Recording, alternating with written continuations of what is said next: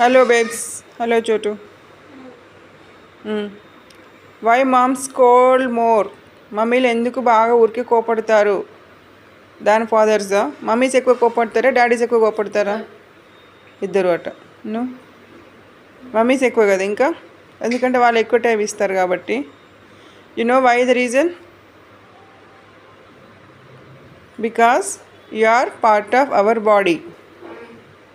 Babies mummy body నుంచి వచ్చారు కదా, కంప్లీట్ వాళ్ళ బాడీ పార్టే కదా అది.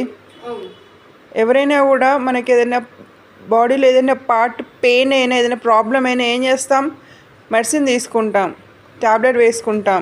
అవి ఎంత చేదుగా ఉన్నా వేసుకుంటాం ఆ బాడీ పార్ట్ని రికవర్ చేయడం కోసం.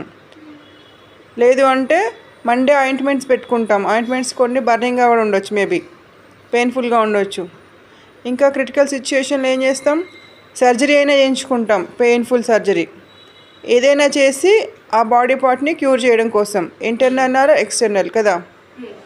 సేమ్ అట్లానే పిల్లలు కూడా మదర్కి వాళ్ళ బాడీ పార్టే, వాళ్ళ బాడీ లోపల ఉన్న బాడీ బయట ఉన్న మదర్స్ రెస్పాన్సిబిలిటీ ఉంటుంది వాళ్ళ బాడీ పార్ట్ని వాళ్ళు పాడవకుండా చూసుకోవడం.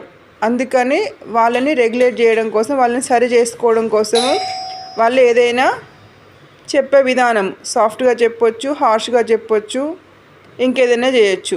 వాళ్ళ వే ఆఫ్ ట్రీట్మెంట్ డిఫరెంట్గా ఉంటుంది. That is the reason why moms cold more.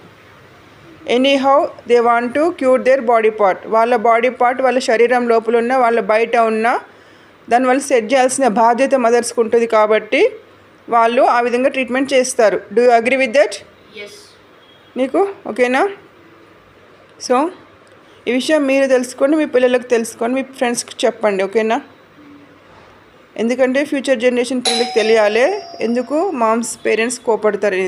Even ఫాదర్కి కూడా ఒక పార్ట్ ఉంటుంది కదా వాళ్ళ బాడీ పార్ట్ లోపల, వాళ్ళ జీన్స్ క్యారీ అవుతాయి, వై క్రోమోజోమ్స్. కాబట్టి వాళ్ళు కూడా అందుకే వాళ్ళ ఓన్ బాడీ పార్ట్ అని ఫీల్ అవుతారు. కాబట్టి చెప్పే విధానంలో కొంచెం అలా ఉంటుంది తప్ప మీరు దాన్ని తప్పుగా అర్థం చేసుకోవద్దు, ఓకేనా? So who are you? We are the future nation. Good.